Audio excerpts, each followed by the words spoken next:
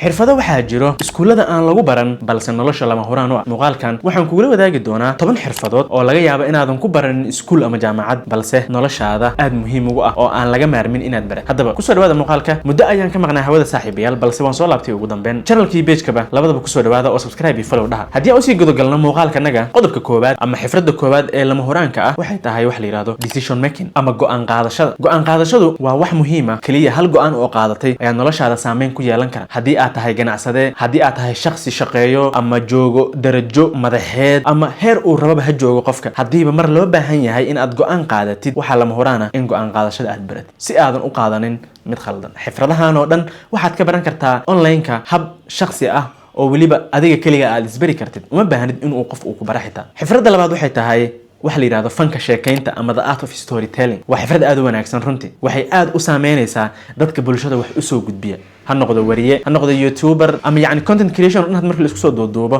meel walba oga jir mihnada sheeka tabinta. waxaa lama huraan ah inaad baratid habka loo tabiyo sheeko wanaagsan, qaabka sheekada ama qaabka falowga sheekada ay u socoto, habka la iskugu xiro, habka qofka daawadaha ah aad ugu xiri kartid waxa uu daawanayo si uu u dhammaysto bilow ilaa dhammaad. taas ayaa lagaaga baahan yahay inaad baratid, waana lama huraan. waxaad isku bari kartaana online-ka. xirfadda kale oo lama huraanka waxay tahay aqbalitaanka dhaliisha ama wax la yiraahdo openness to criticism. in lagu dhaliilo waa lama huraan oo waad helaysaa cid ku dhaliisha mar walba, ama qof shakhsi ahow ama qof madaxa ahow, cidaad doontid ahow. mar walba dhaliishu waa mid imaanaysa, balse waa in aad dhaliisha aad diyaar u tahay oo haddii lagu dhaliilo aadan u qaadanin qaab personal ah. waa xirfad fiican oo lagaaga baahan yahay inaad baratid habka dhaliisha yacni loo aqbalo. tusaale oo kale siyaasiyiinta oo kale qaarkood waxaa laga yaabaa markii la dhaliilo oo qof uu dhaliilo habka ay wax u wadaan inay u arkaan qaab ataaga ama personal ataaga oo ayaga loogu dan leeyahay, balse runtii in la is dhaliilo waa wax caadi ah. qaab wanaagsan wax loo dhaliilo ayaa jirto, waan ka hadli doonaa laftirkeeda, balse waa in aad diyaar u tahay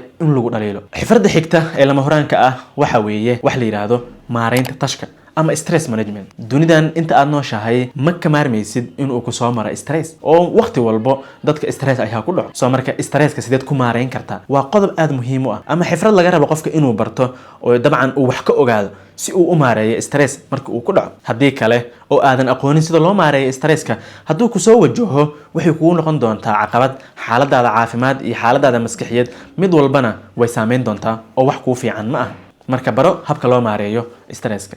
xirfadda kale ee lama huraanka ah waxay tahay wax la yiraahdo awoodda ka dhaadhicinta ama persuasion. wax la yiraahdo in wax la iska dhaadhiciyo wax sahlan ma aha. dadka qaar ee u fudud ayaa jiro inuu qof wax ka dhaadhiciyo. marka baro sida dadka wax looga dhaadhiciyo qaab walbaba ha noqoto qaab shakhsi ah, qaab ganacsi, qaab siyaasad, dhinac walba ee nolosha ah.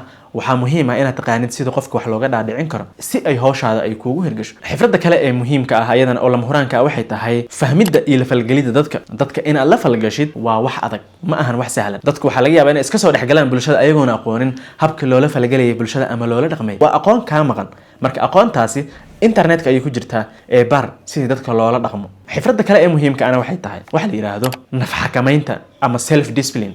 disciplineka waa runtii wax aad u wanaagsan oo qofka noloshiisa qayb weyn ka ah. in noloshaada aad edbisid ama aad xakamaysid naftaada waa wax dad kale aad dheeraan kartid oo dabcan aad uga duwanaan kartid, sababtoo ah nafta waxaa jirta waxyaalo badan oo adiga dan aanan kugu jirin oo ay jeceshahay ama laga yaabo inay daba orado. isla markaana waxaa la rabaa inaad baratid habka naftaada aad ku xakamayn kartid, aad oga ilaalin kartid waxyaabaha xunxun, aad u samayn kartid wax adiga danta kugu jirto, waqtigaaga aad ka faa'iidaysan kartid. qofka bini'aadanka ana waa laba qaab, inuu u nool yahay hab default ah ama sidoo kaleba hab design ah. by defaultiga waxay tahay in qofka uu iska nool yahay oo wax walbaba uu isdhaho yacni uu iska daayo oo ilaahay u daayo noloshii yacni dhinacay u wado inuu aado mar walba. qofna wuxuu u nool yahay hab design ah oo asaga ayaa go-aan ka gaaraya noloshiisa sida ay noqonayso, dhinaca uu rabo ayuuna aadaya, kaliya ma ahan dhinaca ay nolosha ay ku wado inaad iska aadid. marka it's either inaad u nooshahay hab default ah ama hab design ah. midka aad tahayna commentigana wala wadaag. haddii aan kusii soconno xirfadda kale ee lama huraanka ah waxay tahay hanaanka dooda ama argumentative skills. waa xirfad in dadka sida loola doodo ama hanaanka doodaada ay noqoto mid wanaagsan oo dabcan qofkana aan ku xadgudbin, waxa aad rabtidna si wanaagsan u gudbisa. waa inaad baratid hanaan doodeed. dadka badanaa ka qayb galo doodaha meelaha la iskugu imaado aad ayay u anfacaysa ama public speakerska ama dadka jecelba in ay mawduucyada ay ka doodaan. waa xirfad kaa maqan haddii aadan aqoonin. waxaan kugula talinayaa in aad baratid habka dooda ama hanaanka dooda. xirfadda kale lama huraanka waxay tahay naqdinta wanaagsan ama wax la yiraahdo constructive criticism.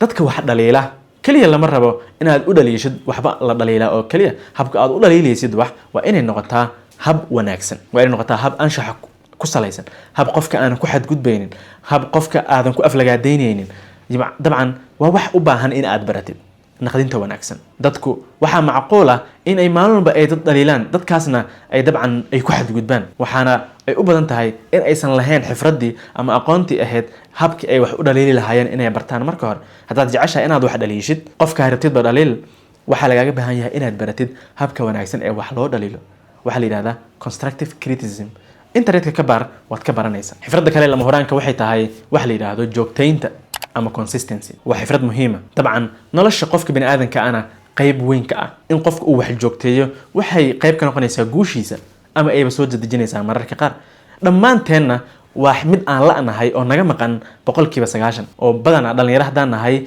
ma joogteyno waxa aan rabno inaan sameyno aqoonta mar walba internetka ayay ku jirtaa haddii aad wax ku wareertid ama waxa sida loo sameeyo aadan garanaynin luqadda Englishkan aad taqaanid sidee aan ku joogteyn karaa wax sideen waqtigayga aan ku maareyn karaa sideen nafteyda aan discipline fiican ugu sameyn karaa sideen yani aan ku baran karaa waxaas sideen waxaan ku sameyn karaa waxaas oo dhan waxay ku jiraan internetka Google search adigoo sameeyo oo kaliya ayaa kaa xigta only one Google search haddii luqadda aad taqaanidna way ku sahlan tahay haddii luqadda aad aqooninna waxaaba ka horeysa inaad wax baartid inaad luqadda baratid luqadda Englishka baro sababtoo ayaday wax walba ku qoran yihiin si ay kugu fududaato inaad fahamtid aqoonta internetka ku jirta adigana aad uga faa'iidaysatid runtii marka joogtaynta waa wax wanaagsan oo dabcan muhiim noo ah in qof walbaba uu barto halkaas ayaan kusoo koobayaa muuqaalka waa ku maasantahay halkan soo gaartay waa kaaga mahad celinayaa daawashada muuqaalka page-ka follow dheh channel-kana subscribe dheh muuqaalka like share sid badan uu u gaaro fikirkaaga nagula wadaag qaybta commentiga asxaabtaadana la share gare si ay uga faa'iidaystaan inta aan ku kulmayno muuqaalkan mid ka xiga waxaan kaga tegayaa sidaas iyo nabadgelyo